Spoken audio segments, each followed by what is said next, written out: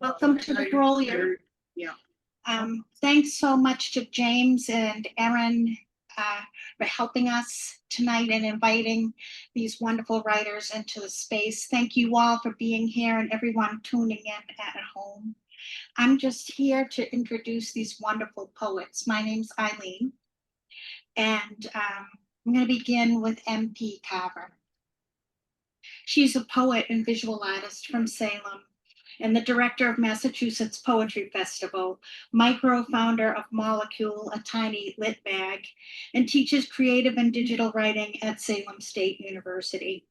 Her work's been published or is forthcoming in Rattle, Mantis, Jubilat, and Love's Executive Order, among others. She's received funding from the Massachusetts Cultural Council and the Essex Community Foundation. In 2023, her poem In Vitro was named a finalist in the Connecticut River Review's Experimental Poetry Contest. And in 2022, You and God and I was awarded the New England Poetry Club's E.E. Cummings Prize. That's a beautiful poem. You can find that right on their website. Her chapbook, Selachipmorpha, was published by Incessant Pipe in 2015. And if you want to know how to pronounce that, maybe you could ask her. And a chapbook with Lily Hard Up is available now. The poem and MP's Carver's latest chapbook, Hard Up, are funny and at the same time heartbreaking. Jennifer Martelli has this to say about them. Carver takes on capitalism and how it hamstrings us generationally. I have to be poor because my mother was poor, Carver writes. The poems in this collection grapple with money in topical ways. A shopping mall that's dying now, Wet Seal, Spencer's Gifts, Denny's, Walmart, all institutions of minimum wage jobs where the speaker learned to be broke and care. Carver speaks in a voice that is honest, aspirational, humorous. If I could buy Kesha, I don't think would be happy, but we could both make believe for a while. Love and lineage coexist with poverty and the systems that created in this beautiful chapbook. In her poem, Capitalism, MP writes, we can sit side by side and watch even the sun depreciate. But tonight, instead, we will sit side by side and hear this intelligent and generous poet, this fixture of literary citizenship and community, most importantly for all of us, this fine poet read from the ever-appreciated light of her work.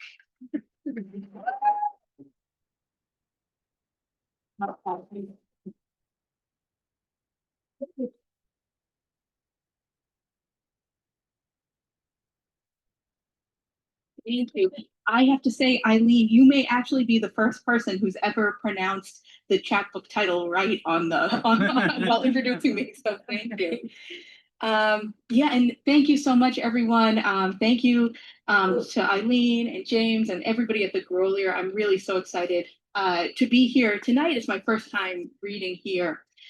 And I'm also really happy, I'll just say, to be reading with Stephen and JD.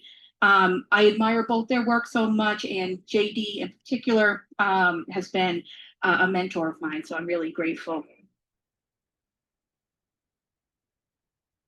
All right, and so I'll start with some poems from the book, and actually I wasn't going to read Capitalism, but since it came up, I'll start with that one.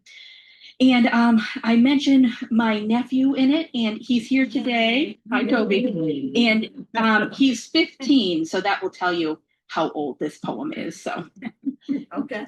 Capitalism. My nephew's not even 3 yet, but already he can spell some words like sail and mall. And I'm glad he's picking up the finer nuances of capitalism along with his letters. If I can't give him a better world, at least he can play with this one. It's like when you buy toddlers the best Christmas presents, and they spend the whole day playing pretend with the box. It's an ailing metaphor, but modern cultures like the box. I think of Kesha as a box. I really like Kesha. She's probably for sale, not that it does me any good. If I could buy Kesha, I don't think we'd be happy, but we could both make believe for a while. We wouldn't even have to kiss, but after we could sit side by side and watch even the sun depreciate. Oh, thank you. Then this next poem mentions a Chinese philosopher, Mencius, who was sort of a counterpart of sorts to Confucius, and just in that they were kind of the two most famous Chinese philosophers who got Romanized names. Welfare. Mencius said, "There is proof humans are good. Even a criminal coming across a baby perched near the edge of a well will snatch the baby back without a thought." Then again, he was around in 300 BCE. You could save a baby then without everyone asking, "What the hell? Who are you to save that baby? There's paperwork associated with that baby. Do you know how much that baby is worth?" Mencius's criminal lived in the Warring States period, a good, well-defined time for folks. Criminals were criminals, peasants were peasants, the rich were rich, yes, even then, and anyone could just walk around thoughtlessly saving babies.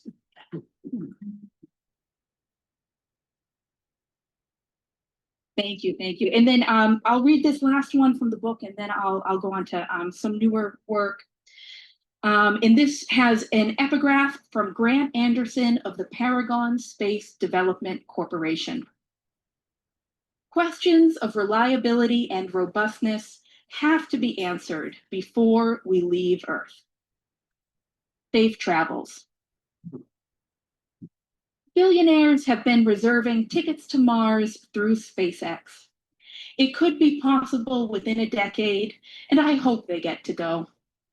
I won't make it to Mars, but after a poetry reading at the BPL the other day, I found myself in the in crowd at the after party at the Copley, where a waiter brought me pillows of pretzels skewered on plastic sticks, and I didn't even look at him, though he could have been my best friend, my student, or my mom who used to cater weddings at Spinelli's at the head table with the biggest tips.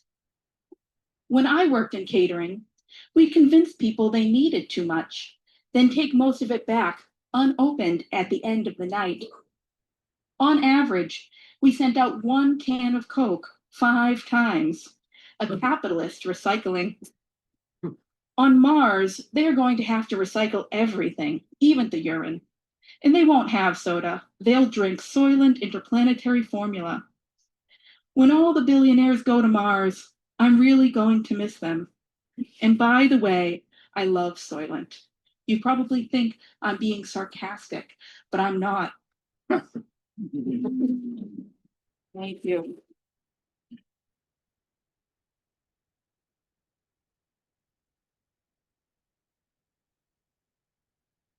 Prayer. My friend Hannah is reading a philosopher who thinks we're going to upload our minds into computers, and this is the eternal life that Jesus meant for us all along, but couldn't explain in 32 AD.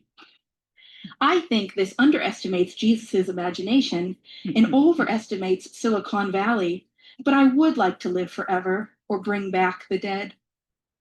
I sit down at my PC and ask Jesus GPT if he can pretend to be my uncle. Yeah, I can. What would you like your uncle to tell you? The cursor waits, blinking black in the bright entry field, a reverse star. Thanks. Metamorphosis concluded. I dreamt you were a turbine and I was steam. Then I took solid form. I was a sidewalk and you a young tree just planted at its edge.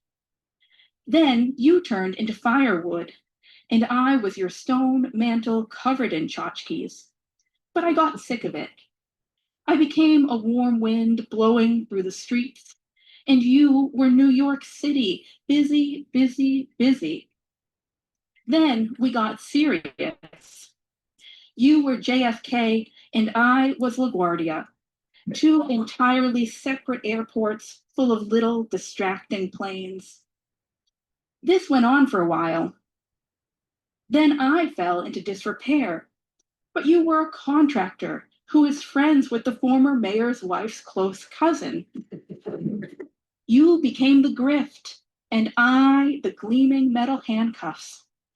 That was working out, so that's how we've stayed. And are there any math people here in the audience? Hi. Oh, a couple math people. Okay, well, this is my attempt at a math poem, so don't judge me too harshly. Is this it? Yes, therefore, it equals this. This plus this equals it plus it. This times this equals it times it. This over it equals it over this. Moreover, this to the it equals it to the this. The square root of this equals the square root of it. Log this of it equals log it of this. The integral from it to this f of this equals the integral from this to it f of it. And furthermore, this minus it equals 0. 0 equals nothing. Nothing. Nothing. This is it. Thanks. Thanks. And actually, I have to thank Kevin Carey for the prompt that led to this poem, which was a Looney Tune character goes to therapy. So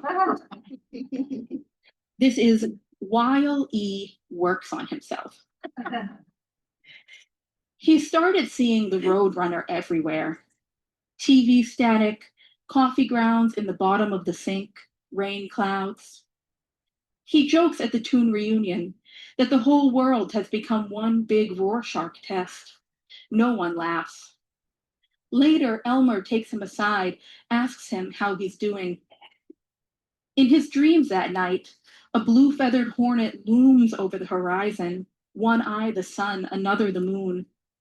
It begins to swallow the desert landscape, mandibles scooping up the rusty orange sand, cacti, gray roads, and arroyo. As Wiley turns to run, the world falls away behind him. He runs and he runs. In the morning, he gets the number of Sam's therapist. He spends months trying to cut off his unproductive imaginings, recognize spiraling thoughts, revisualize. I am a tree, he tells himself, in line at the grocery store, when some kid's squeaky shoe reminds him of a meep-meep. My roots extend through the tile floor to the earth. I am planted. My mind and body can be still. For once it works. He's found journaling exercises useful. Takes a poetry class at community college. They read one art, and the professor tells him that villanelles are good for obsession. Rings true, right? He gets published in the school's literary journal, starts going to open mic nights. People clap for him. He stays up late nights writing. Everything is a metaphor for the Roadrunner.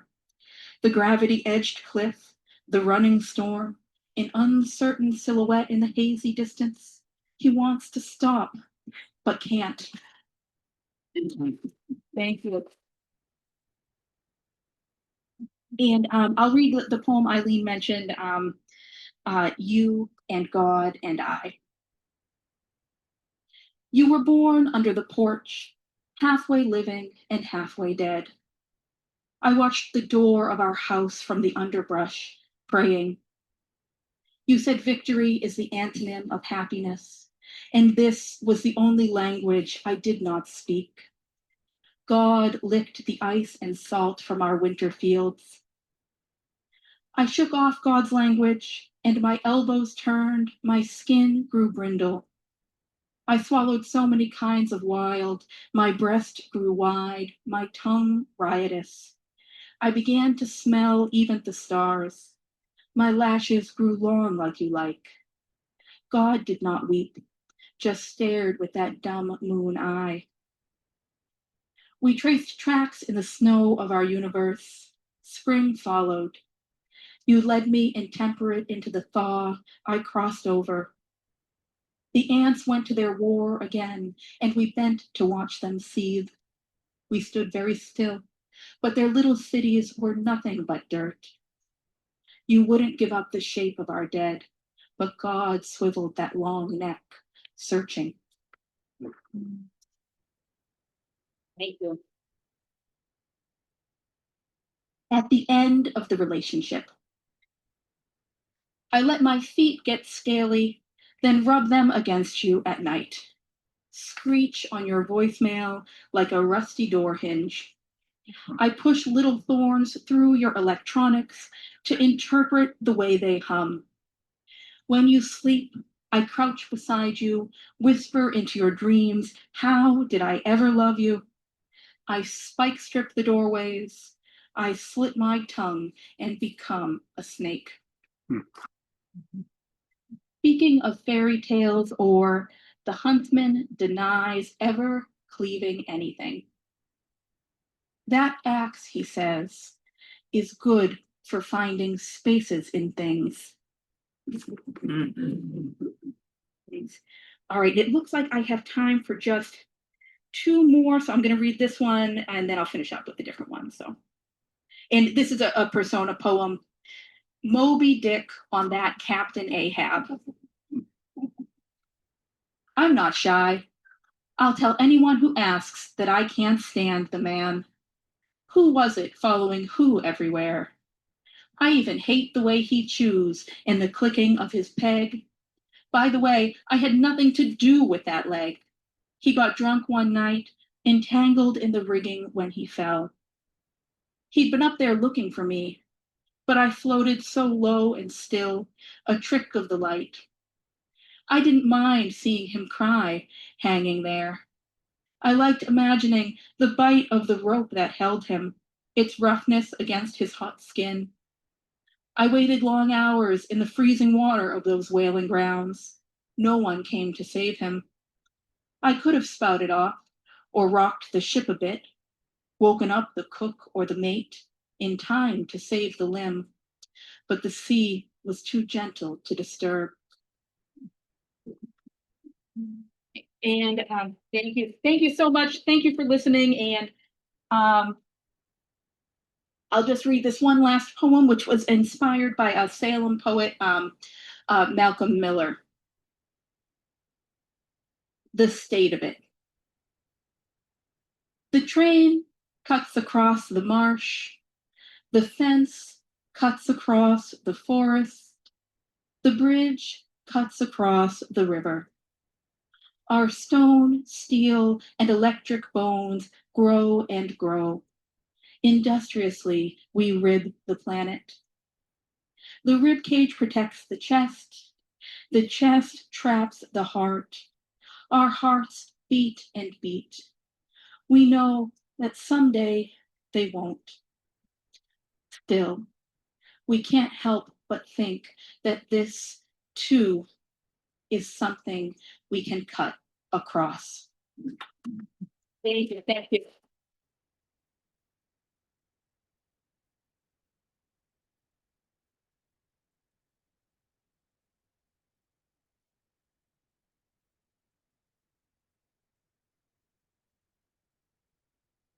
You so much for that, MP.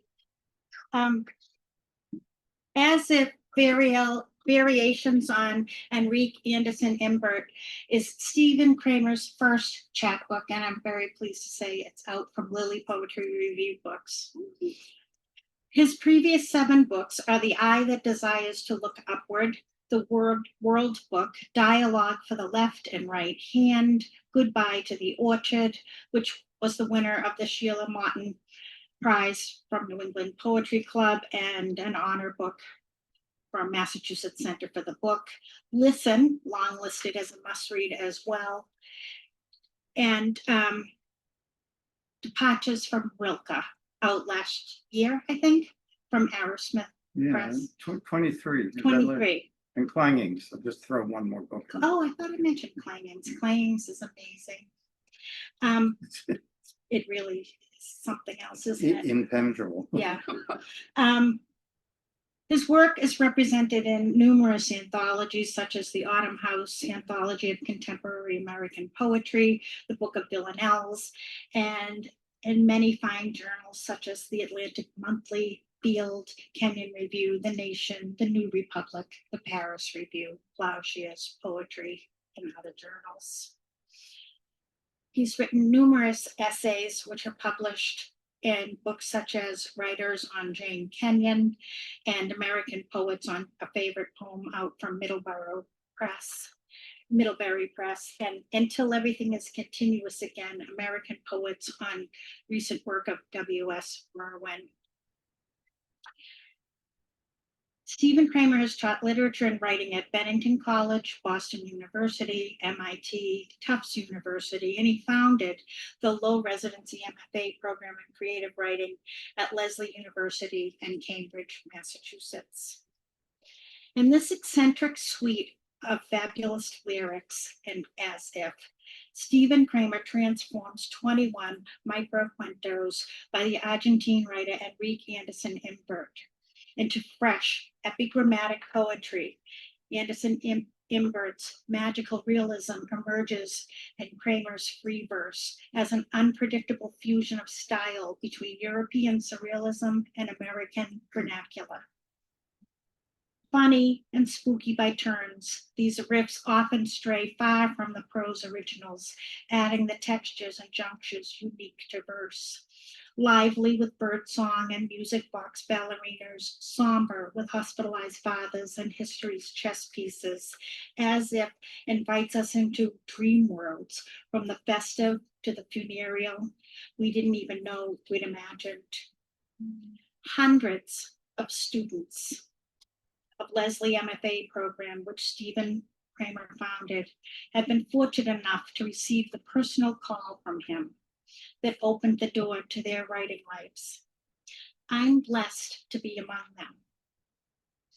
We are all collectively blessed that despite all he has given to the bigger life of poetry, he managed to generate and startle us with his own.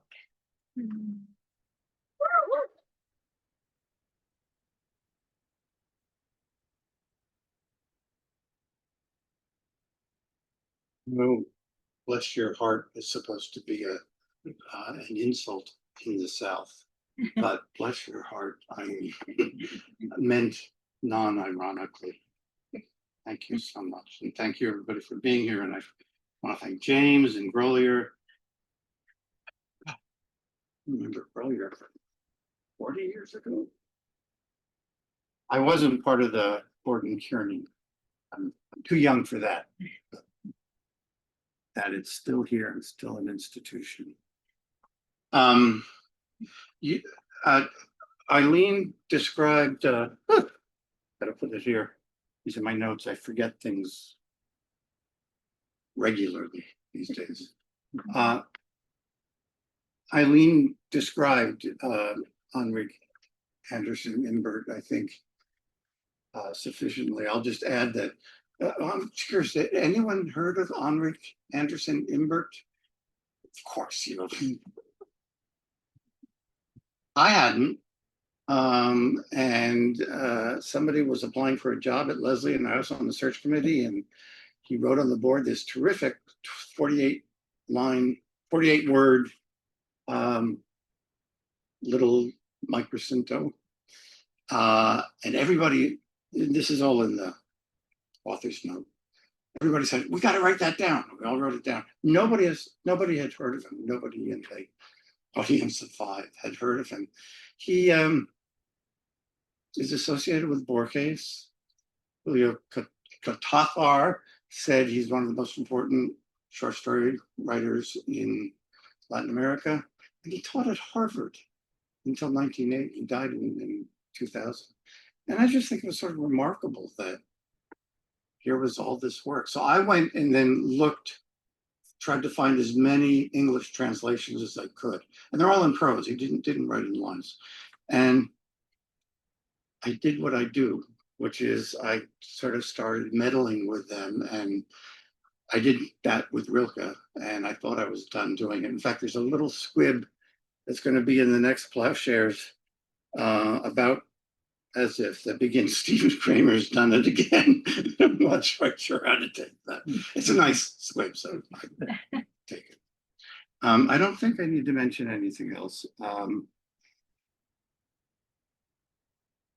No. These do veer away from the prose translations that I found quite substantially. All of the titles except two are mine.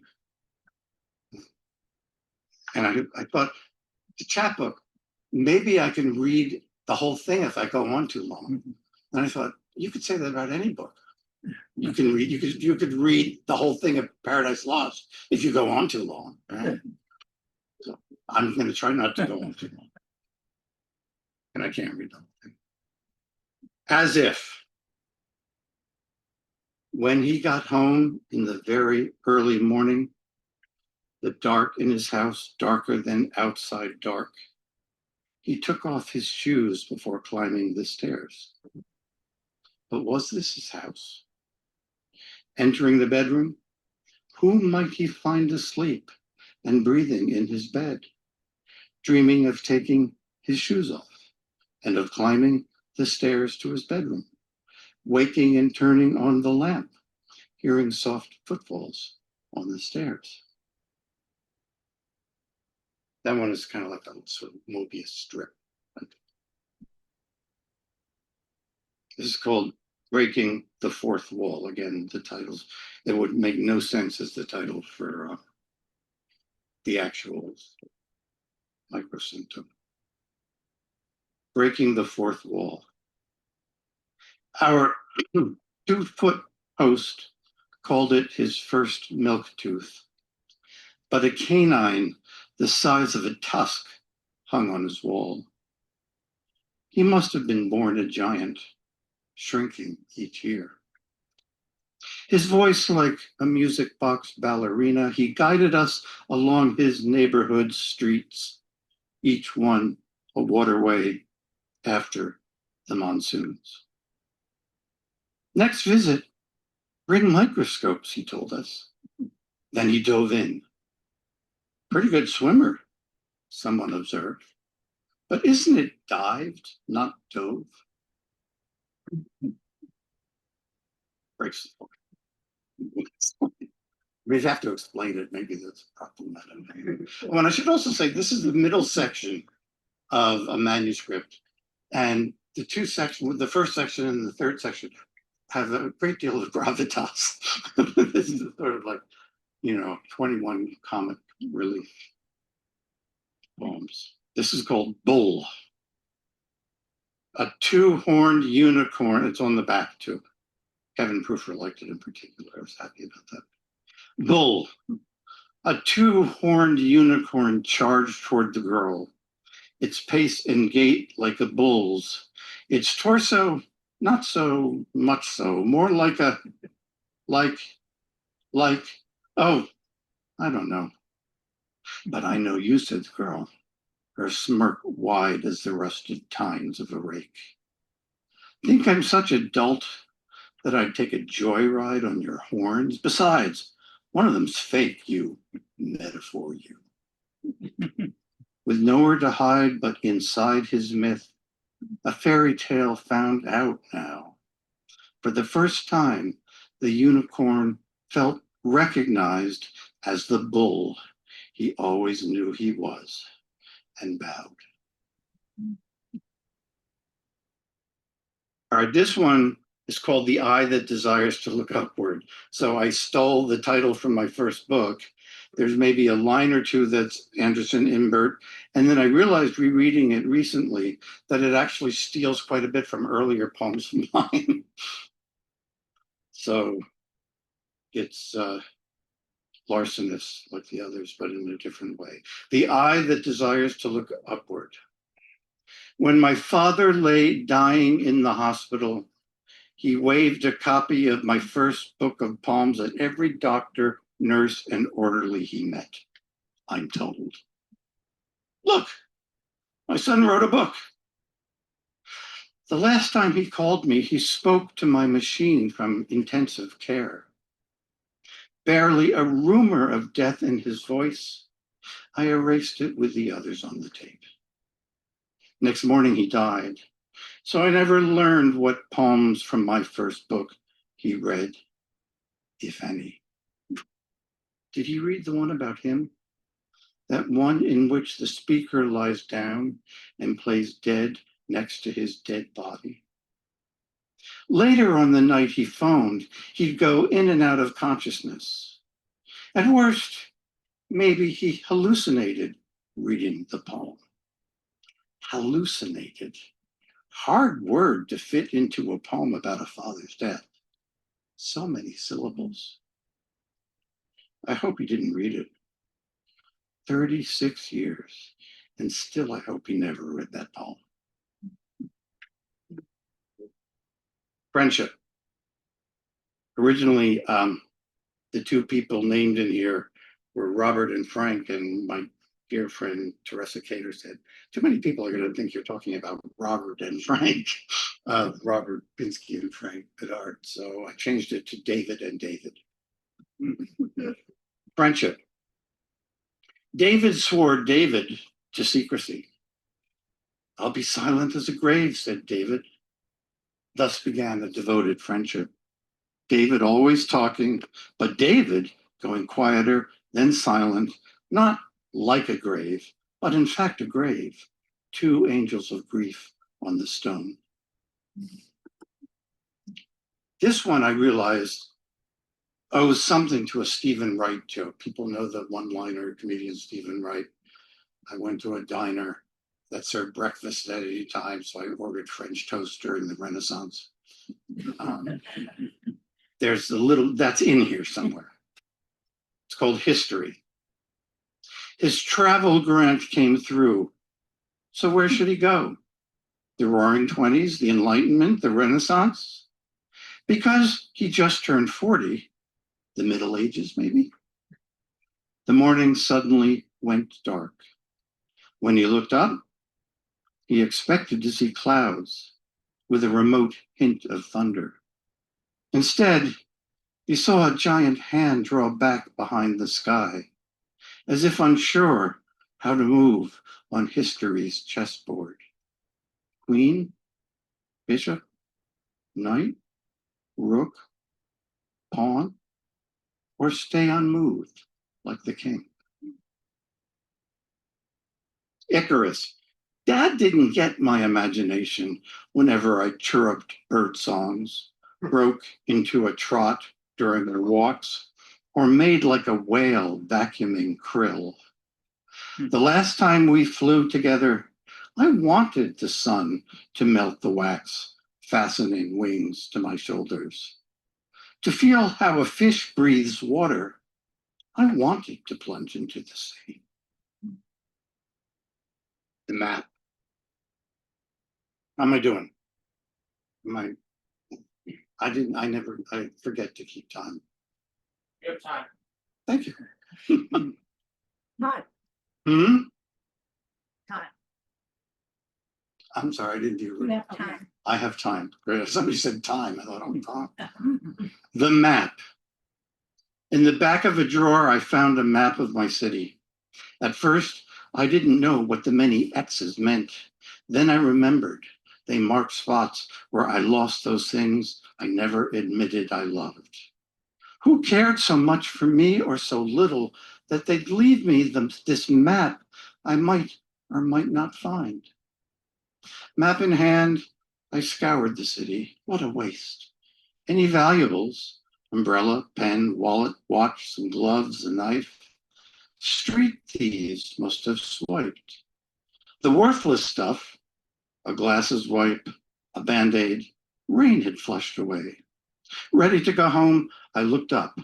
On a stone bench just outside the park, maybe weeping, as if missing someone loved, sat the one I'd arrived too late for. Parade. His girlfriend stabbed him in the neck. Instead of pulling out the knife, he let it take root as part of his life.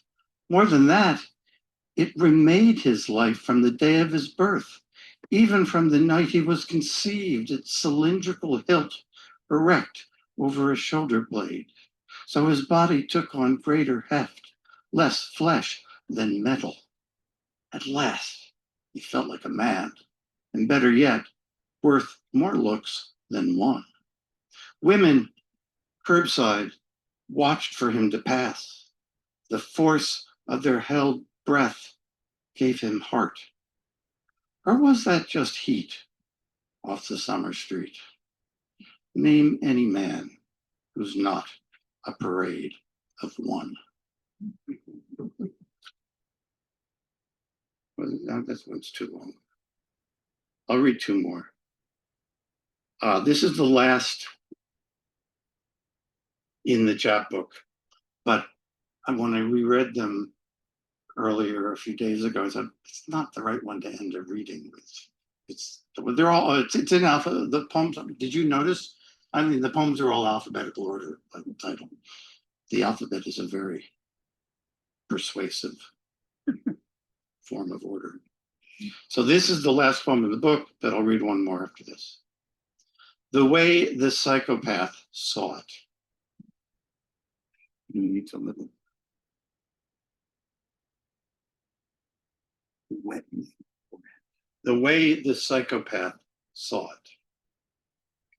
The psychopath felt no guilt, least of all before God. In fact, he resented God, who must have hoarded the universe before deigning to create the world.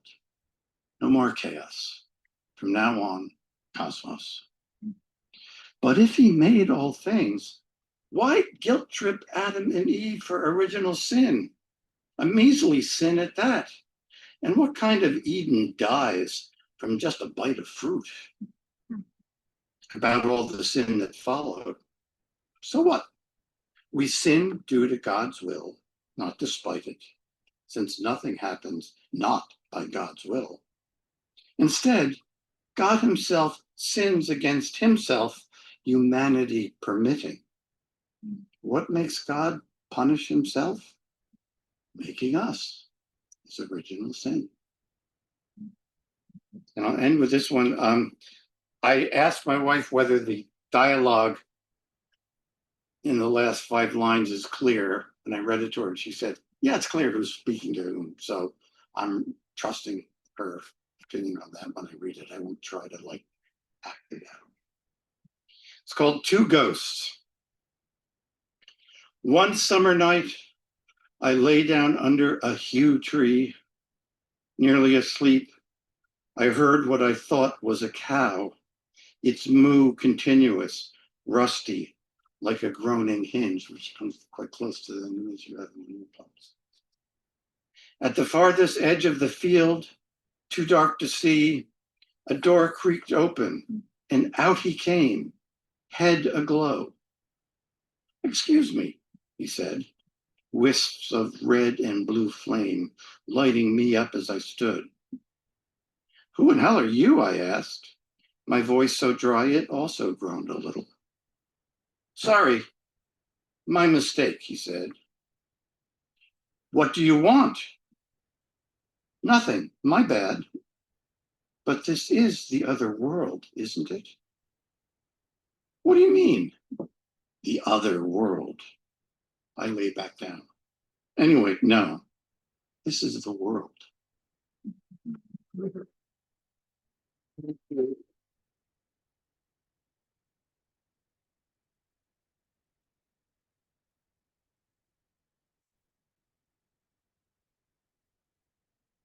Here, I'll stay here. Well, I'm gonna. Oh, that's right. You have to get up front.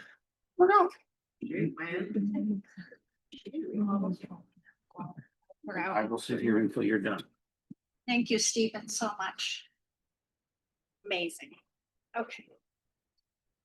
Now, let's turn us attention to J.D. Scrimgeour, who is a writer and professor living in Salem.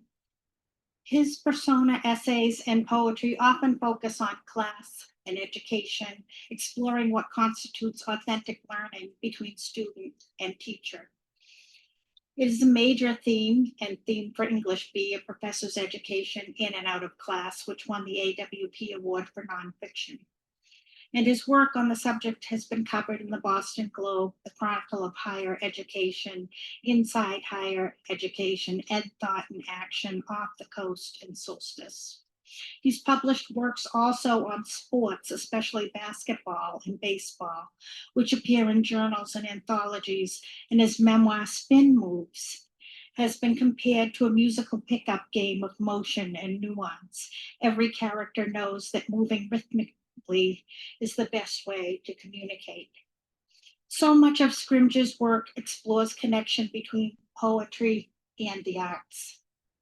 He's collaborated with artists, photographers, choreographers, even provided lyrics for a musical, Only Human. He's also the coordinator of Salem State University's creative writing program. And he directs the Poetry Seminar, a 5-week summer program free for Massachusetts public college students. He's on the executive board of the Mass Poetry Festival and chairs the Salem Athenaeum Writers Committee. Tonight, we turn our attention to JD's 10th book, Small Rectangular Reflected World. Here is what Heather Tressler writes about this. When has love ever known how to follow a map or behave? J.D. Scrimgeour asks in this riveting collection, which journeys near and far to the local thrift store, Red Sox game neighborhood, as well as the Langston Hughes Harlem, Chinese dissidents laboring in coal mines, and Thoreau petting fish in the Concord River.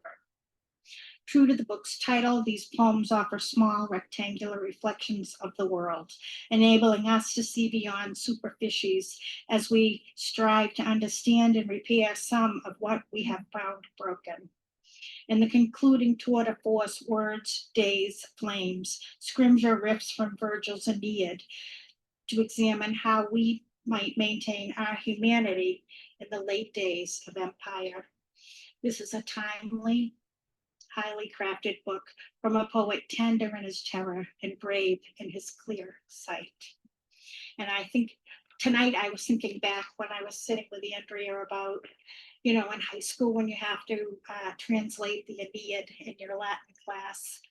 And the thing I remember about Virgil is that he would say it's not important so much what we know, but what we do with that knowledge. And Scrimgeour pours his knowledge into his students and crafts it for his readers on the page. I like to think, after having read this latest book, that it is for us reading his work to discover the path that takes us out of our own fields. Welcome, JD. Hi,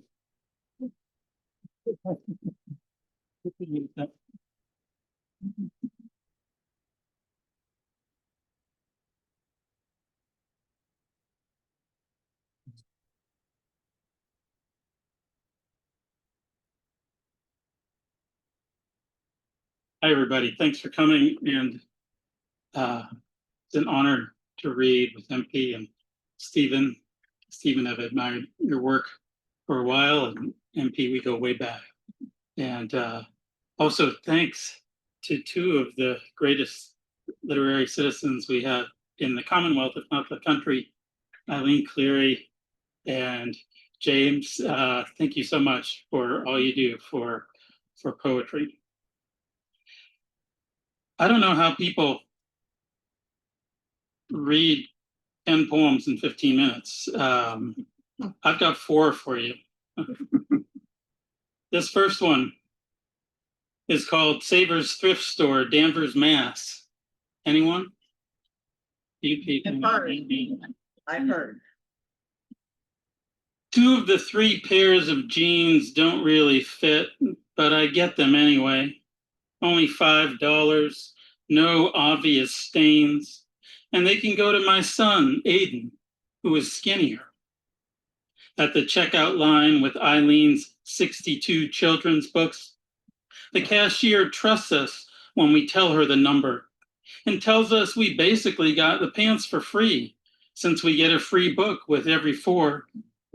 And Eileen says the books are all going to her school, and the cashier says great, says she bought 24 shirts herself using her employee discount and brought them to the shelter.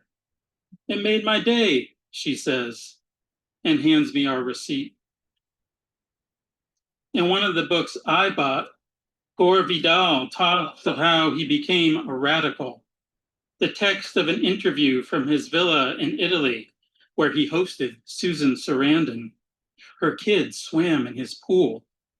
And I wonder if you can be a radical in a villa in Italy. The other book I got was Survival in Auschwitz, the Polish guard wiping grease from his hand onto Primo Levi's shirt mindlessly, as if Levi himself was a rag.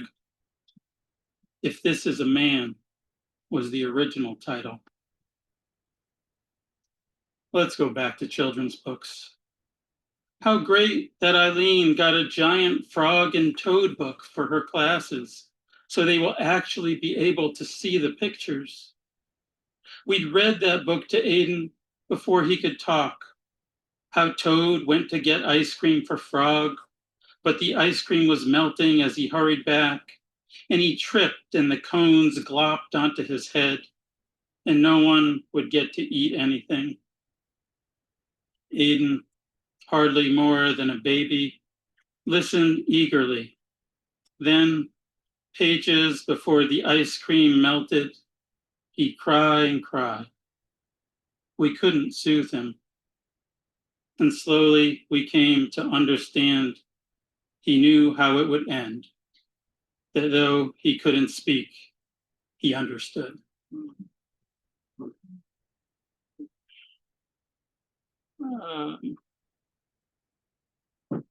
Any of you been to Bloomington, Indiana? Oh, 1 or 2 people. Well, if you ever go, I recommend the chocolate mousse for ice cream. This poem is titled The Chocolate Mousse. And, oh, I won't say anything else. All right. The Chocolate Mousse. Even now, when we walk across town to get ice cream, the steps trace backwards as well as forwards to the year in Bloomington when we came together and celebrated with walks to the chocolate mousse, where we'd order coffee blizzards with peanut butter cups. You reading this long after we're dead, after the US has expanded to 54 states, after the implosion, won't likely know coffee blizzards or Bloomington. Chocolate? Probably. Sometimes a blizzard would be our dinner, and we'd walk back to her room bloated, yet still with the hunger that happens when you eat ice cream for dinner. Of course, there was love, the early days love that made anything done together lovely. The picnic we fended off a rabid squirrel, the church basement production of Hedda Gabler, even rushing her to the emergency room after she fainted, slicing her thumb while cutting vegetables. When I turned and saw her slumped to the floor, I tried to wake her, called her name, slapped her face, saying, "This is no time to fool around." Sorry about that. Some days the US drives us to despair, but we shared despair then too, holding flimsy signs on that Midwestern campus, the bank of the Jordan River, which was really a puny creek, though, that one flash flood, it became a real river. 2 students rode inner tubes on those rapids, but lost control and, flash, flew into the culvert, whisked into the dark like dead leaves.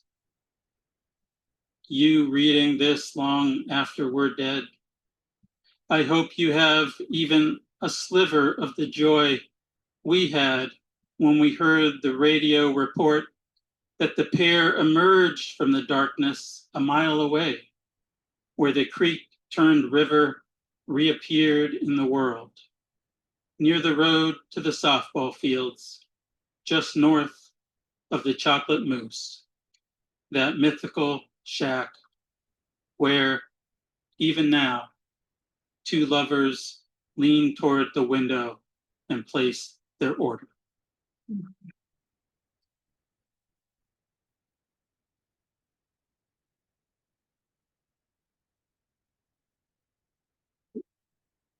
Really, best place for ice cream.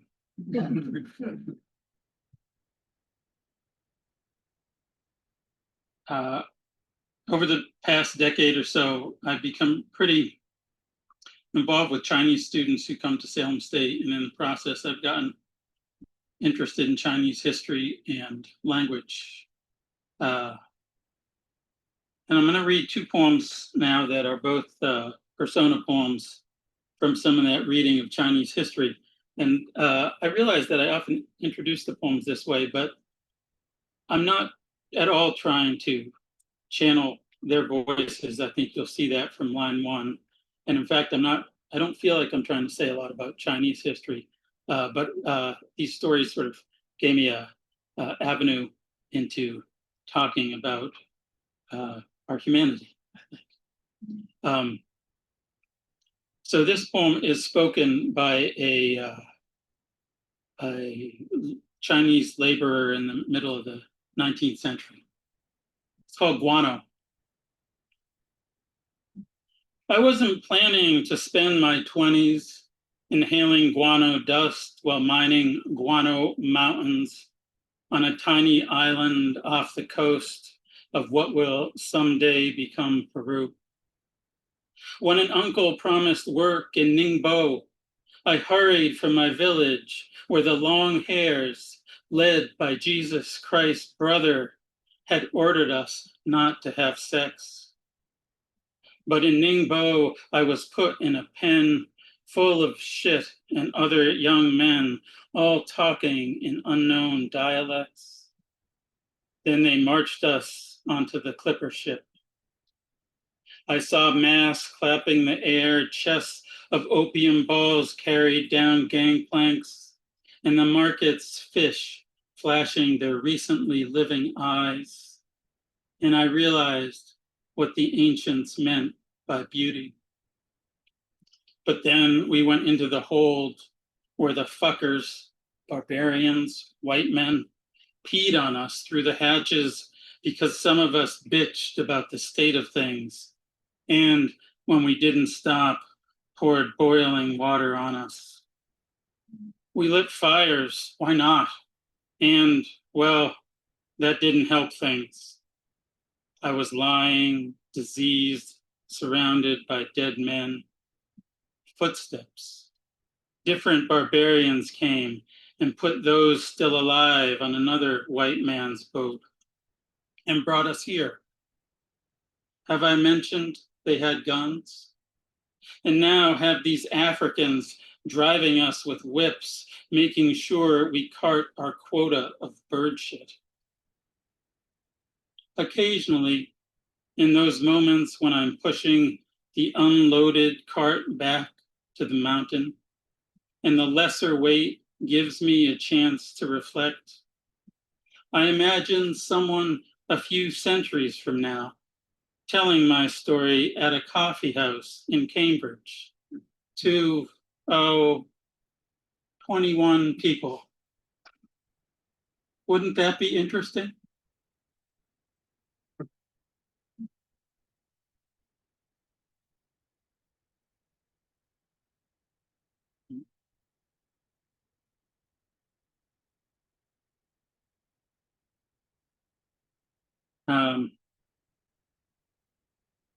I warned you these were longer poems. Here's this last one is called Somewhere Outside Peking.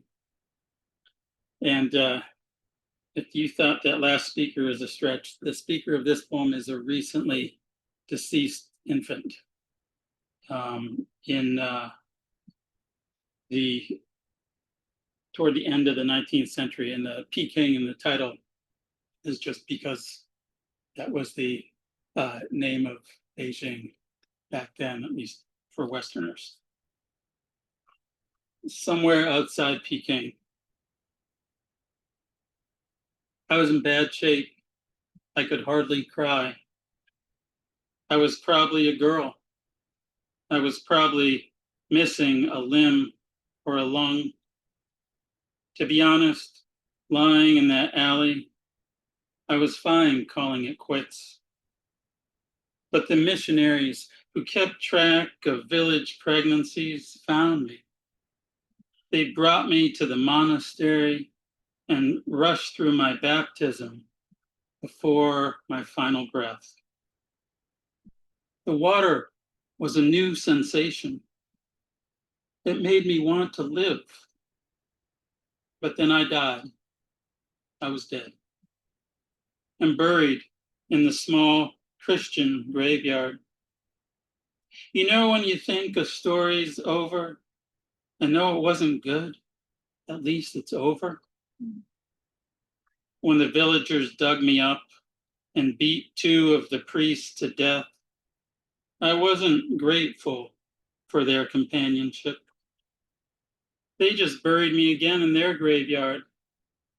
Their silence as they flung dirt on me felt like it meant something.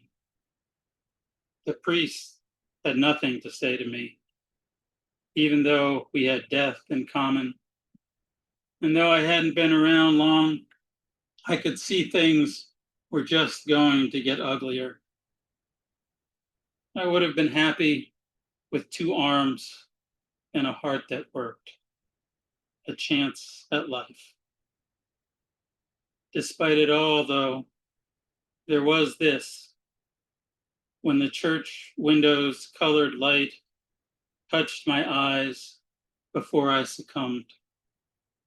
It wasn't like a god exactly, but it gave me a moment of wonder, which I guess could be called happiness.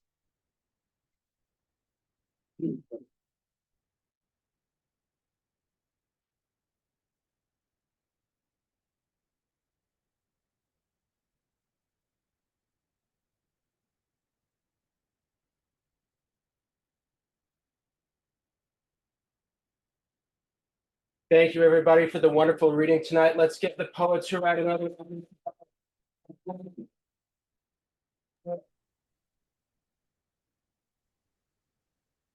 Let's give Eileen a round of applause for her tonight.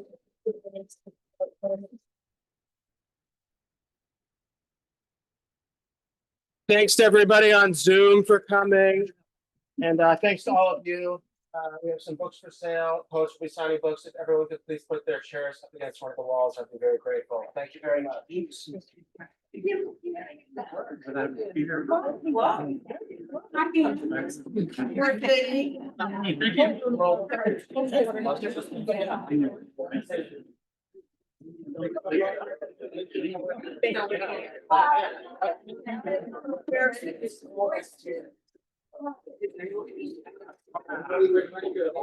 Sorry, I think my bad. Figure it out.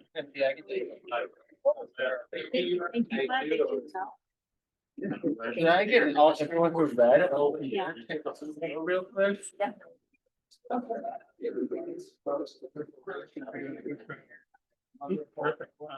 That's how much. I don't know you're right.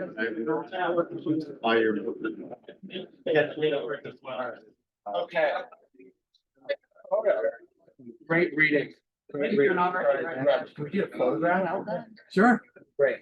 Let's take it over here. Is that okay? You too. With my little place. Yes, you're gonna go behind here. Yeah, is that okay? Yeah, sure. Yeah, congratulations.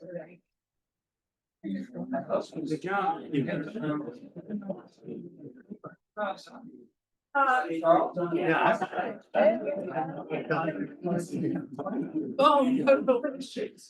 had now, Tony? Huh? You had now? I don't. Nice job, folks. Thank you. See you later. First, I get Eileen, she's a little busy. Beautiful.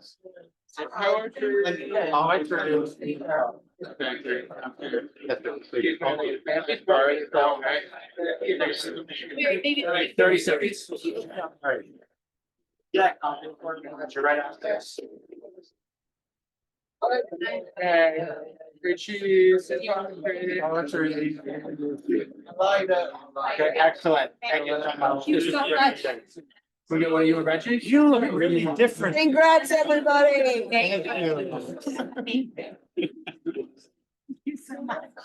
Made his appearance. I feel like Excuse me, sir, thank you. Maybe back to my phone, yeah. And I just think that now they tolerate it. Right. When they were younger, it felt invasive to them. That's fine, yeah, I've tried to lay off those after. Right. But